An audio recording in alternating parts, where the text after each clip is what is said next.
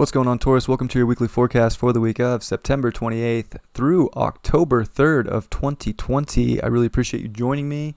Pull up the chart. We got a lot going on this week. We got both Saturn and Pluto going direct in your 9th house and squaring Mars in your 12th house. I think there's just a lot of spiritual expansion going on. And really this Mars retrograde squaring Saturn in your 12th house, especially with Saturn going direct, it's like you need to move forward with what expands you right now. And almost like the ultimate trust in the universe with the 12th and the 9th house.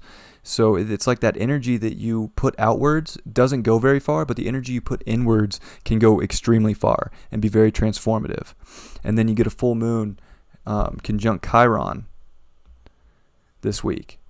So there's definitely a lot of healing to be done, I would say, especially deep within yourself and trusting in your spiritual truth and bringing that to reality in constructive ways.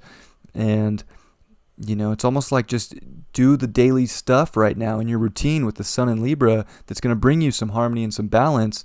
But it's like if things aren't bringing you exactly what you expect or what you think they should look like, you have to be willing to step back and trust that things are going to work out as they should. And, with the North Node in the 2nd house, it's definitely about, building the life you want right now. It's definitely about finding the ultimate confidence and self-worth here. And, it's been about emotion with Venus here and finding that deep emotional foundation within yourself and seeing the beauty in that. And now Venus is going to ingress into Virgo, your 5th house.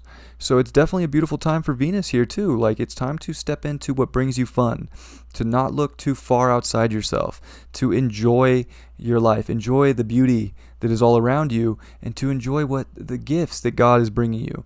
That is the ultimate key here. That is the way out. And Venus and Mars are going to make a trine too, right before they leave. So this is definitely bringing up spiritual foundations, emotions, very much psychic energy as well, and finding the bond between the feminine and the masculine so that you can really push forward with your daily grind and get through any struggles that might come as you step into your true heart space with Venus in Virgo in your 5th house. And that can be an extremely beautiful transit that could take you really far. And of course, Mercury in your 7th house, I think relationships are definitely going to come up for you, and there's definitely a lot that are going to be needed to be expressed. Mercury in shadow, it might come back. There could definitely be some work here, especially since Mercury is going to transit back into your 6th house where you might have to rewrite your routine. It's good to pay attention to any sort of conversations or anything like that are taking place within relationships, partnerships, friendships, and to pay attention to them. Write them down, keep a notebook or something. You might have to come back to that area. But overall, that 9th house is really starting to move forward. That 9th house isn't going to have Jupiter or Saturn in it for a long time. Saturn for 30 years, Jupiter for 12, and they're never going to be there with Pluto in our lifetime again. Well,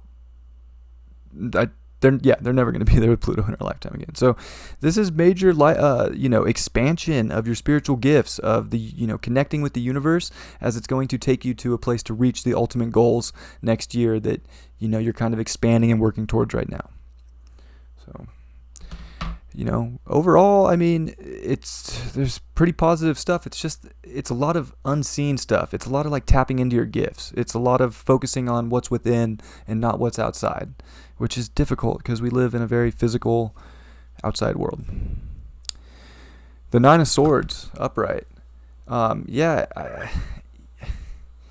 Don't get worried that the universe is just showering you with swords, like in this picture.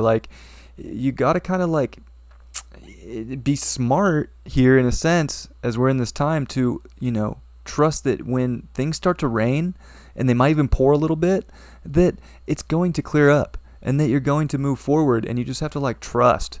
There's so much about the 9th house and the 12th house that are so spiritual, and it's surrendering almost with these squares here. It's just like surrendering to a higher power and being positive and opening that heart space with Venus coming into your 5th house could get you through any sort of craziness that does come up this week. But definitely it's a lot going on this week.